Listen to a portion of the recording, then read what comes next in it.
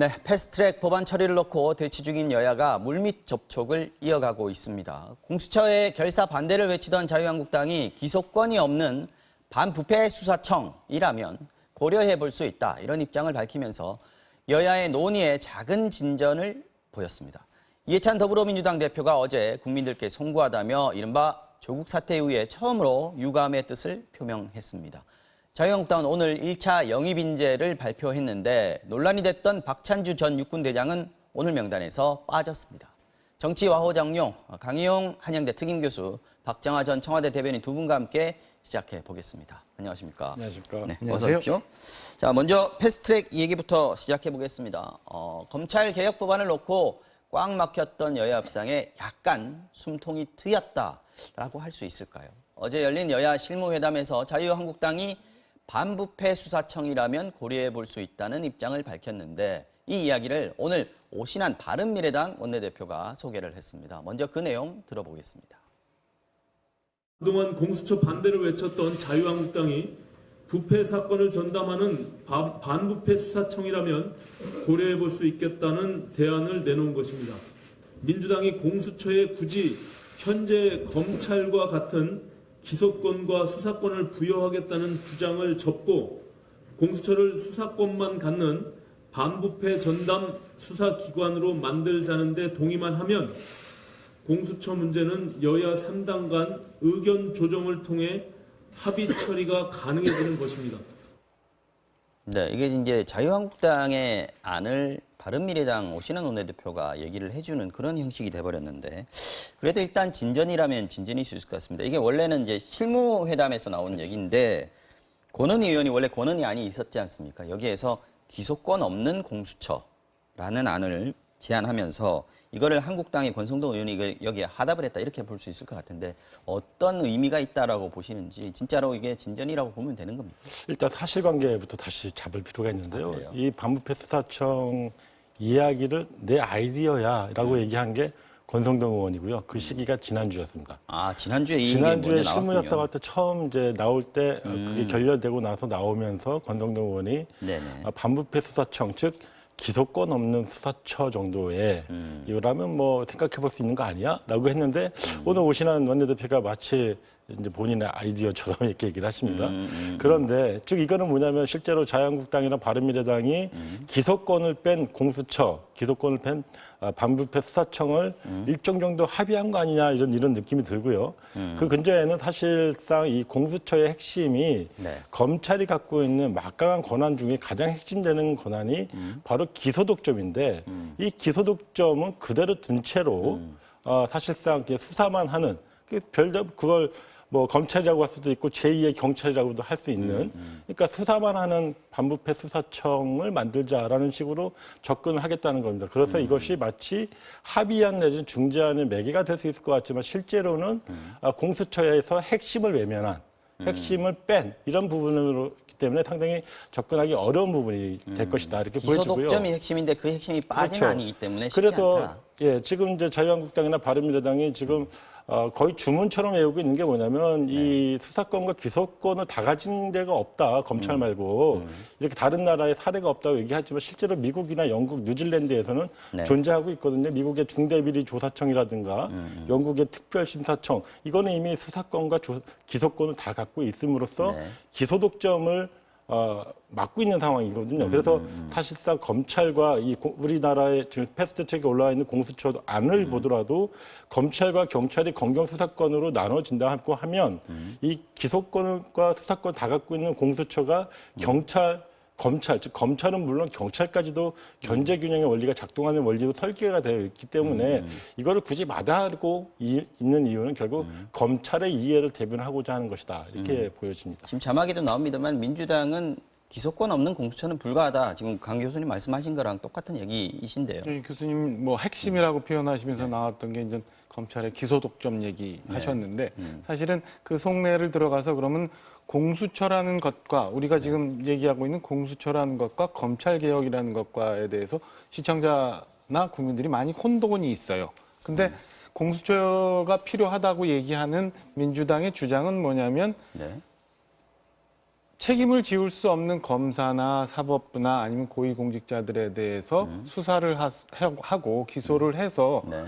그 검찰의 힘을 많이 뺐자라는 건데 핵심처럼 말씀하신 것처럼 가령 지금 그 바른미래당 권은희 수정안 네. 그리고 이제 자유한국당이 얘기했다는 반부패 수사처 이러면은 문제가 있는 그 뭐 검찰이나 아니면 소위 권력기관에 대해서 수사를 할 수 있는 수사권이 있는데 기소는 검찰이 최종적으로 이제 판단하게 예를 하는 들면 거예요. 검찰을 수사를 했는데 검사를 그렇죠. 수사를 했는데 비리 혐의가 나왔는데 기소는 검찰이 갖고 있으니까 안 해버리면 또 그게 유행어에 이제 돼버린다는 그런 게 이제 그런 핵심이라는 문제에서 거죠. 거기서 나오는 네. 건데 가령 거기서 그러면은 그 본질이 검찰을 이렇게 해서 힘을 빼서 개혁을 하고자 하느냐 아니면 일각에서 우려하는 것처럼 검찰을 장악하려 하는 거냐라는 부분이 이제 핵심인데 만약에 검찰에 문제가 있고 그다음에 고위공직자에 대해서 수사를 하고자 한다면 네. 지금 수정 제안한 것처럼 저렇게 수사 그다음에 영장 청구권까지 주고 난 다음에 그럼 최종적인 기소의 판단은 검찰에서 해도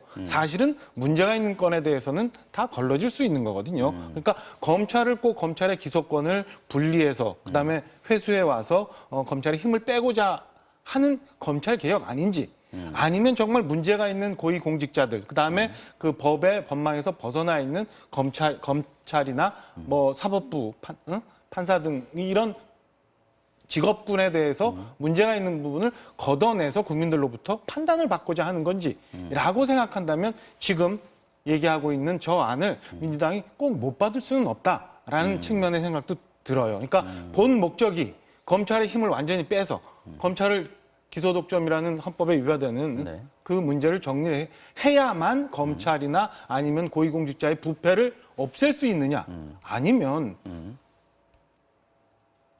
돌려주더라도 혹은 뭐 검찰이 다시 최종적으로 기소권을 갖더라도 이 문제, 이 수사에 대해서 엄격하게 수사를 할 수 있다면 네. 검찰 개혁이 될 수 있다.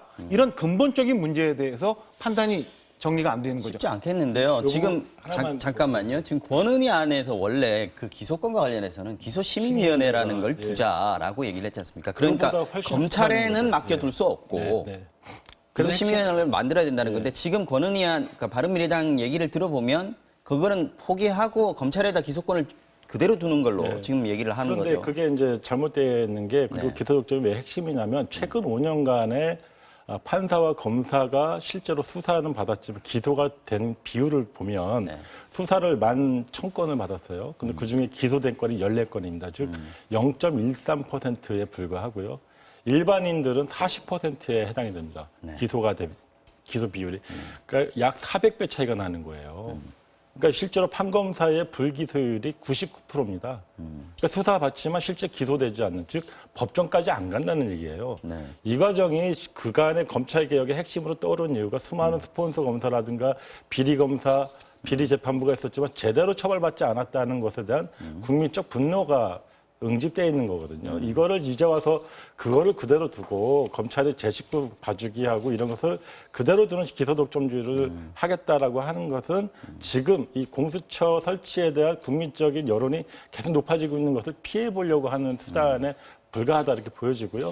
최근에 여론조사에서도 처음에 물론 공수처가 2017년도경에 여론조사에서 80% 나오고 70% 나왔지만 이번에 이 쟁쟁한 싸움 속에서도 60%가 훨씬 넘었거든요. 그러니까 이것은 국민들이 이제 이 공수처의 필요성에 대해서 제대로 이해하고 인식하고 있다는 뜻입니다. 그래서 이거를 피할 수는 없을 것이다 이렇게 보여집니다. 그렇다면 지금 이 안도 역시 뭐 진전이 있다라고 보기보다는 협의가 시작됐다 이제 라는 정도의 의미밖에 안 되겠다라는 생각이 드네요. 그렇죠. 협의가 시작이 됐다.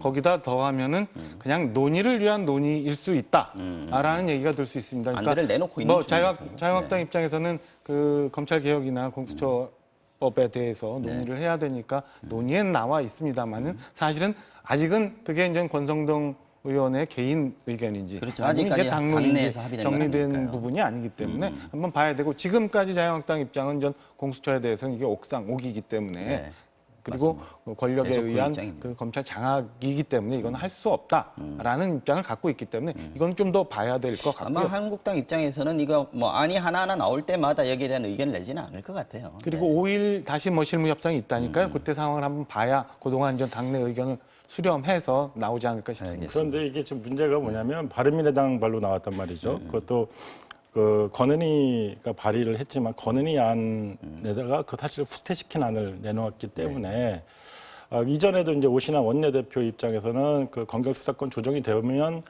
공수처가 뭐 필요하냐 뭐 이런 입장을 네, 갖고 대표연설에서 있었기 때문에 얘기했습니다. 네. 실제로 이 여야 사당 간의 패스트트랙 올릴 때 지난 4월 달에 합의 정신이 사실 깨진 상태가 된 거거든요. 그래서 정확하게 선거제 개혁안을 먼저 처리하고 후에 뭐 사개특위안을 처리하자라고 안도 지금 사실상 불안정한 상황이 온 거예요. 그러니까 네. 저렇게 된다면 실제로 선거제는 선거제대로, 그다음에 이 공수처 및 이 검찰 개혁안은 검찰 개혁안대로 각자 이제 논의 이제 틀이 만들어진 것이다 이렇게 봐도 무방할 것 같아요. 그러면 그렇다면 지금 그 자유한국당 나경원 원내대표가 그동안에 아주 완고하게 사실 공수처는 절대 안 돼라고 하는 입장을 가졌었는데 만약에 바른미래당이 어쨌든 반부패 수사청이라고 하는 다소 논란이 있는 안을 내놓음으로써 논의의 촉발은 가져올 수 있겠다. 그러나 기존의 논의 틀은 좀 바뀌었을 것이다. 네, 이렇게 그렇군요. 된다고 좀 정리를 할 수 있을 것 네, 같습니다. 알겠습니다. 자, 선거제 관련해서는 지금 의원 정수가 계속 논란인데 지금 이 부분은 먼저 말을 꺼낸 심상정 정의당 대표하고 한국당 나경원 원내대표의 진실공방 양상 설전으로 지금 번지고 있는 상황인데 두 사람 주장의 핵심을 조금 간단하게 정리를 좀 해주시면요. 일단 심상정 그 정의당 대표가 네. 취임 100일 기념을 해서 의원수 10% 확대론을 얘기합니다. 이게 그렇죠. 이제 작년 12월 여야 5당 네. 나경원 원내대표까지 함께 합의했던 300석에서 10% 범위에서 합의하는 그런 합의가 이루어진다면 가장 바람직하다 이렇게 얘기를 했더니 이제 나경원 원내대표가 난리가 났습니다. 그런 적 없다. 합의한 적 없고 어제까지 사과하지 않으면 오늘 법적 조치하겠다고 했는데 오늘 법적 조치를 했는지는 모르겠습니다. 다만 이 과정에서 당시에 여야 사당 대표 간에 참여했던 김관영 바른미래당 당시 원내대표 입장은 그런 취지가 분명히 존재했었다. 그러니까 의원수를 늘리는 것까지 검토하는 안을 하자 이렇게 있었고 또 당시 참석했던 이정미 대표 입장에서는 그때 당시에 합의문에 뭐라고 되어 있냐면 10% 이내 확대 여부 등 포함해 검토 이렇게 되어 있는데 네. 이 여부란 표현이 처음에 안 들어갔었는데 당시 원내대표 나경원 원내대표가 당에서 취임받으려면 이 여부라는 표현이 들어가야 된다. 그러니까 결정은 한 건 아니라는 그렇죠. 뜻이죠. 그래서 요거를 네. 예 넣어줘서 자기가 추인을 받겠다 했는데 번복을 했죠. 그래서 사실 요 부분에 대한 뭐 진실공방과 무관하게 그동안 나경원 원내대표는 작년 12월 달 그 여야 5당 대표 합의문을 백지화 사실상 백지화 선언하고 지금까지 지금의 전국이 사실 그때로부터 이어진다고 봐도 무방할 정도로 이 패스트트랙 국면 전체를 관통하고 있는 핵심적인 사건이 아마 12월 그 합의문 번복 사건이 아닐까 싶습니다. 말씀하신 대로 이제 12월에 그렇게 됐는데 그때 당시 합의문에는 이전 그 의원 비례대표를 확대하고 의원 정수 확대 문제 등 여부라고 표현하시는 그 부분까지 해서 정개특위에서 논의한다라는 게 이제 자유한국당 나경원 원내대표의 주장이에요. 네. 그러니까 지금 말씀하신 것처럼 그때 모든 걸 다 해서 패스트트랙에 올라가는 법안까지도 의원 정족수를 확대한다라는 게 포함되어 있는 게 아니라 정개특위에서 논의한다. 네. 근데 정개특위에서는 그 논의가 없었거든요. 그러니까 4월 달 우리가 이제 패스트트랙 전국 때문에 논란이 되고 합의 문건의 한계를 분명히 그렇죠. 그어놨었다라는 게 지금 그러니까 나경원 원내대표 얘기고요. 뭐 정의당을 포함해서 민주당에서는 나경원 원내대표가 합의 내용을 번복했다라고 주장하고 있지만 사실은 정개특위에서 이미 그 내용에 대해서는 이미 정리가 돼서 끝났고 그 정리된 내용이 패스트트랙에 올라간 거예요. 만약에 그때 당시에도 4월 달 정개특위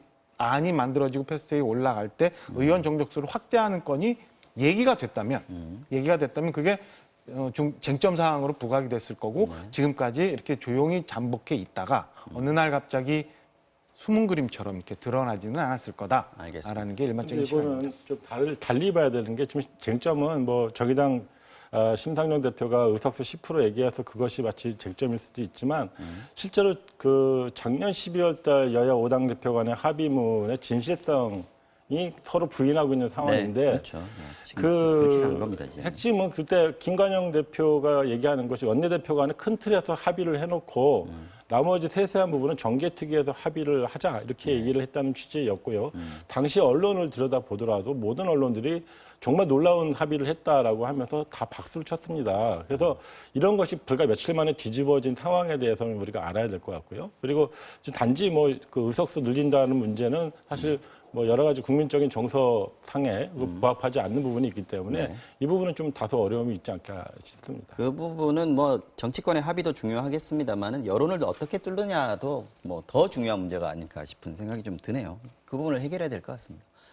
어제 잠깐 저희가 소개를 해드렸습니다만은 이해찬 더불어민주당 대표가 지난 14일 조국 장관 사퇴 이후에 처음으로 유감을 표명했습니다. 어제는 저희가 진행 중에 이제 갑자기 그 시간이 잡혀 있어서 말만, 워딩만 잠깐 저희가 대신해서 전달해 드렸는데 직접 이해찬 대표의 말을 들어보겠습니다.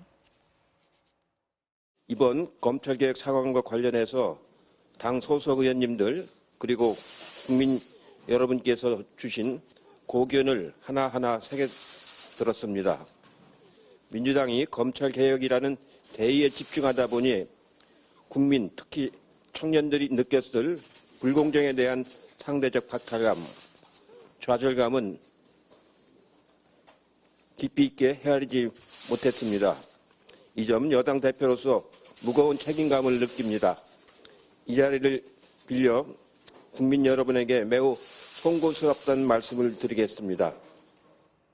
뭐 지금 민주당 내에서는 소장파라고도 부르고 소신파라고도 부르는데 이분들이 이제 조국 정국에서 당이 제 역할을 못했다라고 얘기를 하면서 이해찬 대표가 어떤 입장 표명도 해야 될 것이고 쇄신도 좀 해야 된다 이런 제안을 했었는데 이해찬 대표가 처음으로 이제 유감의 뜻을 밝혔습니다. 원래 스타일이 이렇게 쉽게 사과하시는 분은 아니라서 어제 이제 그 기자간담회에서 좀 늦은 거 아니냐는 기자의 질문에 러시아 다녀와서 그렇다라고 얘기를 하셨는데 사실 러시아에서 이번에 그 통합 러시아당하고 정당 외교를 한 건 대단히 의미가 있는 행사였거든요. 그래서 그거는 그거를 인정해 줄 필요가 있는 것 같고요.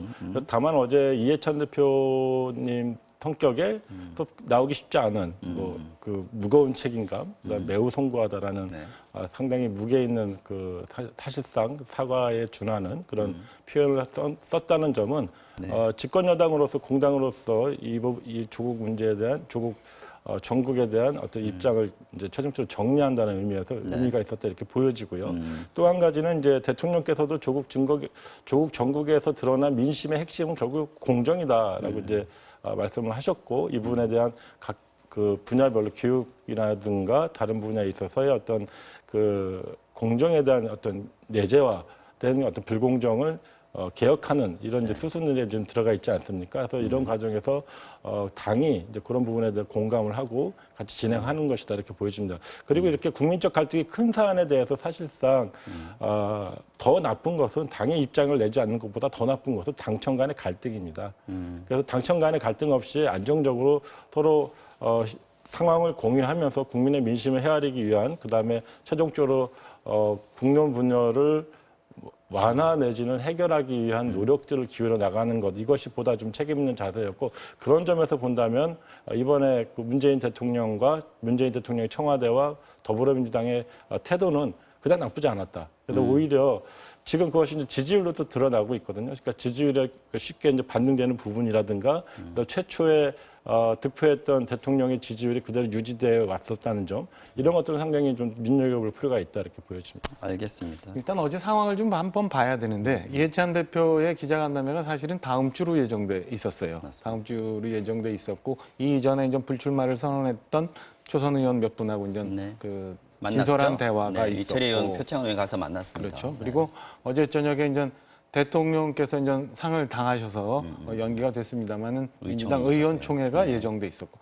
그 이런 상황에서 이제 이해찬 대표가 하셨다는 거는 이렇게 마치 몰려서 한 것 아닌가라는 생각이 좀 들어요. 그래서 좀 더 선제적으로 그다음에 좀 더 진솔되게 이 건에 대해서 언급을 하셨으면 좋았을 텐데라는 생각이 하나 우선 들면서 그 이제 기자들과 일문일답 중에 우리 민주당 의원들이 한 700만 명 정도 되는데 나의 책임에 대해서 사퇴나 이런 인적 쇄신을 요구하는 건 6천밖에 안 된다라는 얘기를 해서 또다시 좀 논란을 좀 일으켰는데요. 아직도 이해찬 대표 인식이 저 상황이라면 이런 당내 반발은 좀 더 또 지속되지 않을까라는 생각이 하나 들고요. 네. 두 번째는 67일간인가요? 우리 조국 사태가 이렇게 쭉 되어 왔는데 사실은 그 사이사이 대목대목에 좀 더 일찍 끊을 수 있는 순간순간들이 있었어요. 그리고 그 끊을 수 있는 주체는 사실은 대통령 외에는 이해찬 대표와 혹은 이낙연 총리 한 두 분 정도를 거론하는 분들이 많았었어요. 그러면 지금 전국의 여당 대표로서 전국에 큰 책임을 지고 있는 이해찬 대표가 당신께서 지금까지 이렇게 상황을 이끌어온 것, 그다음에 우리 국민들이 이 상황에서 누가 옳든 그르든 간에 네. 사회적 비용을 이렇게 크게 치는 건에 대해서 좀 더 진솔하게 말씀을 좀 하셨으면 훨씬 더 효과가 컸을 텐데 라는 아쉬움은 여전히 남습니다. 알겠습니다. 사과한 부분은 긍정적이나 아쉬움은 남는다라는 말씀으로 정리를 하면 될 것 같고요. 자, 자유한국당이 10월 31일 오늘이죠. 1차 인재영입 명단을 발표했습니다. 황교안 체제 출범 이후에 내년 총선을 겨냥한 첫 번째 인재영입 명단을 발표한 건데요. 하지만 시작부터 잡음이 조금 나왔습니다. 공관병 갑질 논란이 일었던 박찬주 전 육군대장 영입하려다가 당내 반발로 무산이 된 겁니다. 자유한국당 조경태 최고위원 그리고 황교안 대표의 발언 내용 들어보겠습니다. 영입 인사로 적합하냐에 대해서 우리 최고위원들 회의가 있었고요. 그 영입 1호는 저는 청년이어야 된다. 영입 1호에 대한 상인성도 매우 높지 않겠습니까? 인재영입의 목표는 혁신과 변화, 통합을 통해서 국민의 신뢰와 당의 경쟁력을 높이는 데 있습니다. 사랑하는 국민 여러분, 존경하는 문희상 의장님과 선배 동료 의원 여러분, 그리고 홍남기 부총리와 국무위원 여러분, 정의당 대표 심상정입니다. 심상정 대표, 이번에 실망했어. 지난 두어 달 조국 정국에서 저는 제 평생 처음으로 많은 국민들로부터 꾸중을 들었습니다. 정의당은 뭐가 다르냐라고 다짜고짜 나무라실 땐 내심 억울하기도 했습니다. 정의당이야말로 특권에 맞서온 정당 아닙니까?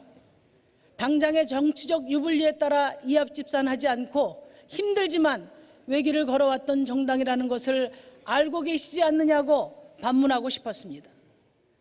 특권 정치 교체를 위해 불가피하게 제도 개혁을 선택한 것임을 왜 몰라주냐고 항변하고 싶었습니다.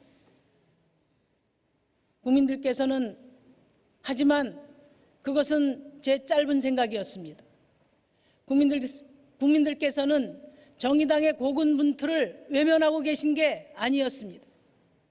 저희에 대한 따가운 질책은 오히려 그동안 정의당이 걸어왔던 길에 대한 두터운 믿음과 기대에서 나온 것임을 깨달았습니다.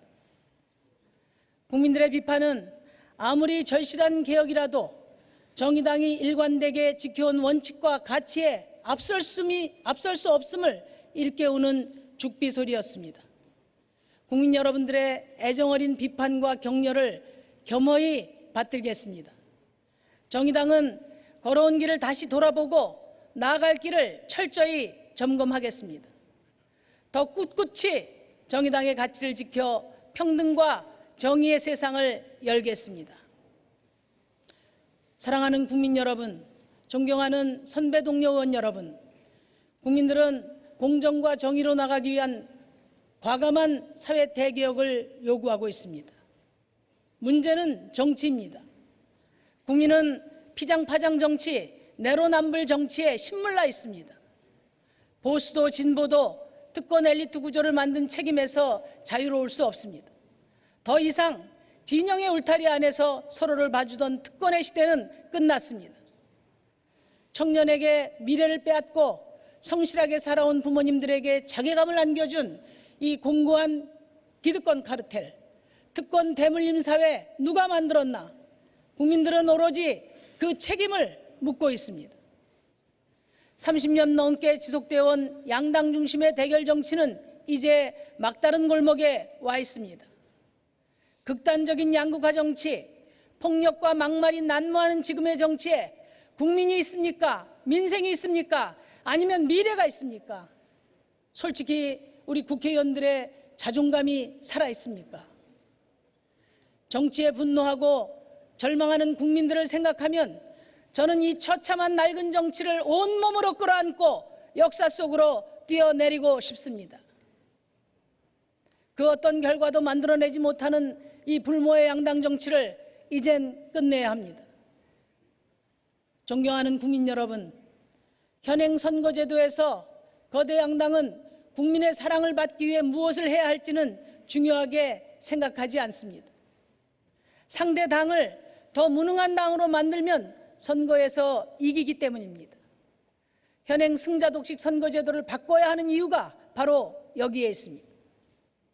선거제도 개혁은 유불리의 문제가 아닙니다. 상대를 저주하는 정치를 할 것인가, 국민을 위한 정치를 할 것인가, 또 극단적인 대결 정치를 계속할 것인가, 민생을 위한 협력 정치로 대전환을 할 것인가의 문제입니다. 여야 사당 패스트트랙 준연동형 선거제도가 통과되면 민심과 정당 의석수 간의 현격한 불비례성을 줄여 국민을 닮은 국회로 한 걸음 전진할 수 있을 것입니다. 오랜 양당 독점 정치 구조를 벗어나 다당제하에서 협력의 정치가 가능하게 됩니다. 이를 바탕으로 협치를 제도화하는 선진민주 정치로 나가야 할 것입니다. 자유한국당은 말로는 합의 처리를 주장하면서 온갖 방법으로 선거제도 개혁을 가로막고 있습니다.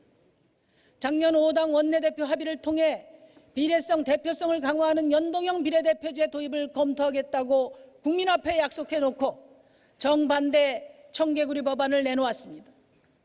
국회의원 수는 줄이고 비례대표제는 아예 없애자고 합니다. 여성과 장애인, 사회적 약자들이 진출할 수 있는 기회를 빼앗아 현행 253석인 지역구를 270석으로 17석이나 늘리겠다는 꼼수입니다. 국회를 불신하게 만든 1등 공신인 자유한국당이 그 불신에 편승해 귀족국회, 특권국회를 만들자는 것입니다. 자유한국당은 요즘 대표, 원내대표 등 지도부가 총출동해서 연일 정의당을 공격하고 있습니다. 선거제도 개혁을 위한 정의당의 노력을 폄훼하는 데 혈안이 되어 있습니다. 그러나 그것은 오랜 세월 기득권 유지를 위해 개혁을 거부해온 자유한국당의 밥그릇 본색일 뿐입니다. 참으로 딱합니다. 정의당의 날을 세운다고 자유한국당이 정의로워지지 않습니다. 저 심상정을 걸고 넘어진다고 해서 자유한국당의 적반하장 정치에 속을 국민은 없습니다. 자유한국당은 더 이상 불공정한 선거제도에 기대지 말고 작년 12월 15일 나경원 원내대표도 합의한 대국민 약속에 따라 연동형 비례대표제 개혁에 동참하시기 바랍니다. 이제라도 패스트트랙 불법 폭력 행위에 대해 국민들께 머리 숙여 사과하고 국회법에 따라 개혁 입법 처리에 협력하기 바랍니다. 한 여론조사에 의하면 국회의 국민 신뢰도는 1.8%로 12개 국가사회기관 중 꼴찌입니다. 사실상 불신임 상태입니다. 국민들의 이러한 강력한 문제 제기에 언제까지 모르쇠로 일관할 것입니까? 저는 과감한 국회개혁으로 응답해야 한다고 생각합니다. 정의당은 국민 신뢰 회복을 위한 국회개혁 5대 과제를 제안합니다. 첫째, 국회의원 세비를 최저임금 5배 이내로 제한합시다. 둘째, 의원실 보좌진 수를 현행 9명에서 5명으로 줄이고 대신 국회 내에 보좌 인력 풀제를 도입합시다. 셋째, 셀프 세비 인상, 셀프 외유성 출장, 제 식구 감사기를 금지하는 셀프 금지 3법을 통과시킵시다. 넷째, 이해충돌 방지법을 도입해서 공직자윤리법을 대폭 강화합시다. 다섯째, 국민이 요구하는 국회의원 국민소환 제도를 도입합시다. 저는 이 국회개혁 과제를 5당 정치협상회의의 의제로 삼아 적극적으로 추진하겠습니다. 공수처 반대는 곧 검찰개혁을 반대하는 것입니다.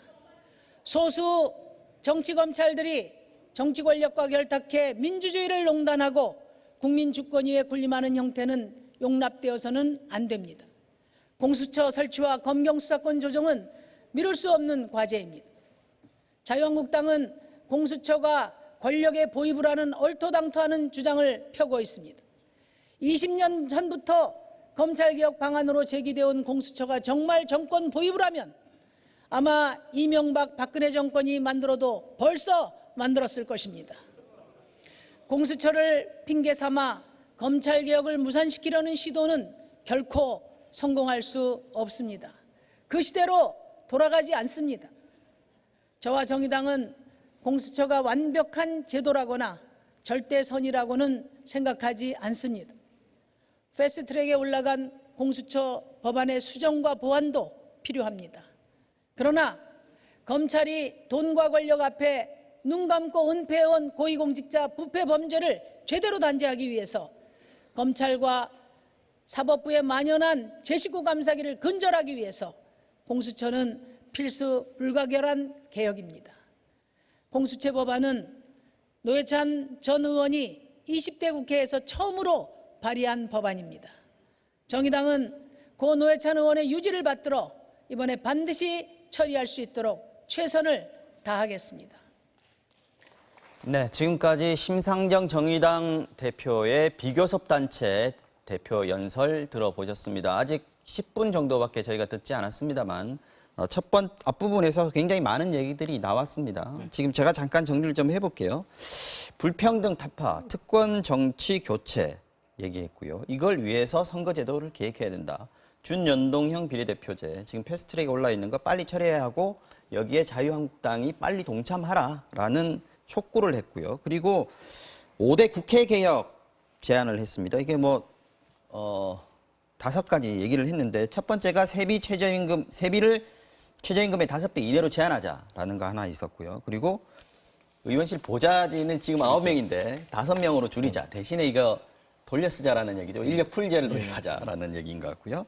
그다음에 셀프 세비 인상과 셀프 외유성 출장 그리고 제19 감사기 금지하자. 이른바 셀프 금지 3법을 통과시키자라는 거였고 공직자 윤리법을 대폭 강화하자. 그리고 마지막으로 국회의원 국민 소환제 얘기를 했습니다. 그리고 공수처 반대는 검찰 개혁을 반대하는 것이다. 공수처는 필수 불가결한 것이다. 특히 고 노회찬 의원이 20대 국회에서 처음 발의한 법안이다. 유지를 받들겠다. 이렇게 강조를 했습니다. 그 뒤에도 계속 얘기가 이어질 텐데 저희가 시간에서는 좀 줄였고요. 어떻게 들으셨는지. 네. 일단은 앞부분만 저희가 들었기 때문에 심상정 대표가 그동안 조국 사태 동안 국민들도 받았던 이 일부의 비난에 대해서는 진솔하게 사과를 했고 그다음에 나머지 말씀하신 것처럼 이 특권에 대한 거부감 그리고 국회 특권 내려놓기 이렇게 말씀 쭉 하셨는데 스스로는 지금 양당 체제에 지금 있는 소선거구제에 의한 양당 체제를 걷어내자, 털어내자라고 말씀은 하셨습니다만은 지금 앞부분까지 이렇게 말씀하신 거로 보면 여전히 심상정 대표도 이 양당 체제 어느 쪽에 속해서 그쪽에 맞는 인식을 하고 계시는구나라는 느낌이 들었어요. 그래서 마치 정의당의 심상정 대표의 비교섭 단체 연설인지 아니면 민주당의 심상정 대표의 연설인지 좀 혼돈이 올 정도로 비슷한 얘기를 하셨다라는 생각이 들고요. 마지막 하나만 좀 굳이 붙이면 국회 특권 내려놓기나 이전 선거구제 개편 얘기를 강조했는데 기자간담회에서 주장했던 의원 정적수 확대나 이런 건에 대해서는 언급이 없어요. 그래서 심상정 대표의 속내가 이 건에 대한 속내가 무엇인지 다시 한번 좀 물어볼 수밖에 없는 그런 연설이었다 이렇게 평가를 하고 싶습니다. 강 교수님 어떻게 보셨습니까? 그러니까 조국 정국에 대한 입장을 이제 어떻게 밝혔다고 볼 수 있겠죠. 이로써 사실상 조국 정국에서 고개를 숙이지 않고 여전히 얼굴을 뻔뻔히 들고 있는 데는 자유한국당밖에 없다. 이렇게 이제 오늘로 정리가 된 것 같고요. 또 한 가지는 이 비례대표제를 없애자라고 하는 나경원 원내대표 안 자체의 어떤 허구성에 대해서 너무 적나라하게 얘기를 하셔가지고 사실상 이 특권 국회를 만들려고 하는 것이라고 하는 점을 제대로 짚어주신 것 같고요. 다만 아쉬운 점은 지금 이 기승전 양당 정치 이게 사실 바른미래당이나 정의당의 뭐 레파토리 같은데요. 지금 20대 국회가 사실 어떤 과반의 어떤 정당이 독점하고 있거나 양당이 아니어도 굳이 제3당과 하면은 과반이 되는 이런 어떤 과점의 형태가 아닌데 이 상황에서 양당에게만 모든 책임을 돌릴 수 있겠느냐. 물론 이제 뭐 정의당의 책임도 없지 않아 있습니다. 그래서 그런 부분에 대해서 좀 돌아볼 필요가 있을 것 같다는 생각이 듭니다. 알겠습니다. 심상정 대표의 발언 내용은, 연설 내용은 또 뭐 이어지는 뉴스에서 전체적으로 한번 정리가 되지 않을까 싶고요. 아까 저희가 하던 얘기가 자유한국당의 1차 인재영입 명단 발표 얘기였습니다. 듣다 말았는데요. 황교안 대표 발언 내용 다시 한번 들어보겠습니다. 인재영입의 목표는 혁신과 변화, 통합을 통해서 국민의 신뢰와 당의 경쟁력을 높이는 데 있습니다. 더욱 활발한 소통을 통해서 당의 절대 단결을 이루고 네. 지금 박찬주 대장, 전 대장의 영입에 대해서 당내 반발이 좀 있었던 모양입니다. 그래서 비공개를 긴급하게 최고위원들이 가졌습니다. 그래서 그 결과 지금 1차 명단에서는 제외가 된 건데, 지금 자유한국당 오늘 1차 명단 보시고 어떤 생각이 드셨습니까? 인재 영입이라는 거, 특히 야당에서 인재 영입이라고 하는 거는요. 그 당이 뭔가 부족한 부분이 있어서 그 부분을 외부의 인사로 수혈을 해서 좀 채우자. 그래서 선거를 좀 준비해보자 이건데 일단 순서가 잘못되어 있는 것 같아요. 여기 자유한국당 같은 경우에는 당의 부족한 부분에 대한 성찰이 없어요. 성찰이 없다 보니까 지금이 옳은 상태예요. 지금이 가장 좋은 상태고. 그러니까 지금의 관점, 지금의 프레임대로 가야 된다. 이렇게 보기 때문에 지금 뭐 일부 저는 사실 보고 이게 믿기지 않았는데 그 사무총장 발언이 적폐청산의 희생자라는 표현을 썼어요. 적폐청산의 희생자들을 모셨다. 그래서 지금 이게 황교안 대표가 구상하고 있는 내년도 총선 구상 구도가 무엇이냐. 적폐청산 세력 대 적폐청산 희생자 세력이냐. 이거 묻지 않을 수 없거든요. 이게 과연 국민들에게 얼마만큼 민심을 얻고 소구력을 가질 수 있을지 저는 전혀 모르겠습니다. 그래서 이거는 지금 황교안 대표가 박찬주 전 대장을 뭐 모시기 위해서 10고초려 뭐 3고초려 했다고 하는데 지금 이게 결국 황된 거잖아요. 그래서 저는 이걸 황고초려라고 부르고 싶습니다. 어떻게 보셨습니까? 인사가 만사라고 하잖아요. 근데 과연 이번 인재 영입을 통해서 자유한국당은 국민들에게 그리고 자당을 지금 지지하고 있는 보수 지지자들한테 무슨 메시지를 던지고자 했는지에 대해서 물어볼 수밖에 없고요. 실무적으로 형식적인 면이나 내용적인 면이나 많이 준비가 부족했었던 거 아닌가라고 솔직하게 인정할 수밖에 없는 상황인 것 같아요. 우선 어제 이제 황교안 대표는 문재인 대통령 부산 조문을 위해서 이제 참석을 못했고 나머지 조경태 최고위원을 비롯한 5분의 이제 최고위원들이 모였는데 저는 거기서 박찬주 대장이 적합하냐 안 하냐의 문제를 삼았다고는 보진 않아요. 이게 지금 1호 인재 영입 케이스로 그다음에 인재 영입이라는 대국민 메시지를 주는데 이게 과연 적합한 건가에 대한 논의를 했을 거라고 봐야죠. 더구나 1호니까. 그러니까 자유한국당이 국민들한테 총선을 앞두고 무슨 메시지를 던지고자 하는지에 대한 고민에 과연 박찬주 대장이 맞는 건가라는 문제 제기를 했다고 봅니다. 지금 문재인 정권에 대한 실정이나 어려운 경제 상황이나 안보 상황이나에 대해서 국민들은 자유한국당에 바라는 바가 있을 거예요. 그럼 그 바라는 바를 해소해 줄 수 있고 좀 더 알릴 수 있는 그런 인재를 구해서 국민들한테 내놓아야 되는데 박찬주 대장 개인의 문제 이전에 과연 그게 옳았느냐. 좀 전에 말씀하신 것처럼 그럼 이 일을 통해서 향후 내년 4월 있을 총선에 대한 메시지를 주는데 여전히 당내 지도부 내에서 지금 자유한국당이 갖고 있는 숙제 있잖아요. 지금 현재 갖고 있는 반문 정서만으로 선거를 치를 거냐. 아니면 광화문에 나와서 많이 외쳤던 많은 사람들이 보수 지지층들이 외쳤던 보수 통합에 대한 메시지를 던지느냐 이런 숙제가 있는데 그 숙제에 지도부의 갈등이 있고 여전히 국민들이 바라는 핵심에는 자유한국당 지도부가 다가가지 못하고 있구나 라는 생각을 지울 수가 없습니다. 알겠습니다. 자, 그 하나만 네. 영입 1호가 사실 이제 더불어민주당은 준비를 안 하고 있는 상황인데 이제 하겠다라고 하는 거고 네. 단순하게 비교하면 20대 때 더불어민주당의 영입 1호는 표창원 의원입니다. 그렇죠. 문재인 대통령이 당시에 예. 대표 시절일 때. 표창원 의원은 지금 20대 국회가 이렇게 동물국회가 되고 제대로 역할을 못하는 거에 책임을 통감하고 불출마 선언을 했습니다. 그런데 여기 지금 자유한국당 영입 1호 박찬주 전 대장은 공관병 갑질 사건뿐만 아니라 그 뇌물수수도 있었지만 그 무혐의가 됐습니다만 현재는 그 김영란법 위반으로 지금 400만 원 벌금을 받고 대법원 재판을 기다리는 중입니다. 이런 분이 어떻게 정치를 하겠다고 나왔는지 모르겠고 이런 분을 굳이 찾아가고 1호로 해달라고 얘기하고 이런 난리를 쳤는지 극명하게 좀 보여주고 알겠습니다. 있다 이렇게 보입니다.